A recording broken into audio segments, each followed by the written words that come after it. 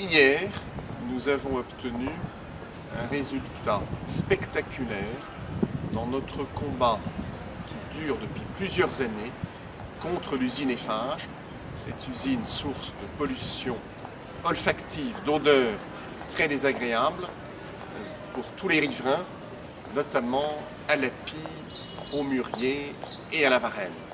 Cette usine avait été autorisée dans des conditions que la ville de Saint-Maur a dénoncées depuis le début, en soulignant les insuffisances de l'étude d'impact, les insuffisances de l'enquête publique, l'absence de garanties offertes pour le captage et le suivi des odeurs. Eh bien, hier, en audience publique au tribunal administratif de Melun, le rapporteur public a conclu à l'annulation pure et simple de l'arrêté préfectoral autorisant l'ouverture de l'usine Eiffage.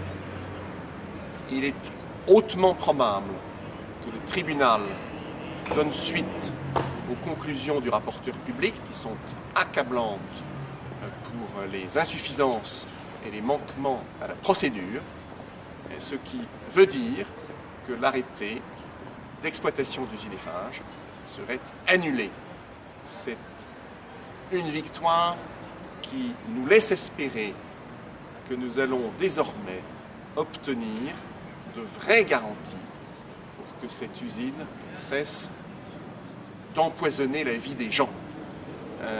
Et je suis fier d'avoir été le seul maire à mener ce combat, un combat difficile, et je salue aussi l'engagement des riverains dans le cadre de l'association qu'ils ont créée avec les habitants. La ville a été à leur côté. C'est un grand pas pour la protection du cadre de vie de Saint-Maur, car cela servira d'avertissement pour toutes les installations polluantes qui sont sur le port de Bonneuil.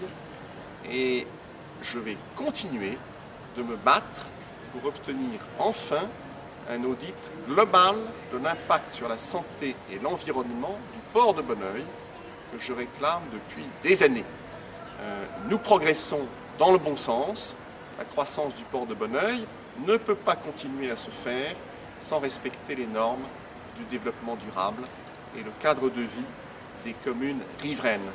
C'est un premier pas, un pas décisif et une fois de plus, nous avons ensemble fait preuve de vigilance et de détermination pour protéger la boucle de la Marne, notre trésor commun.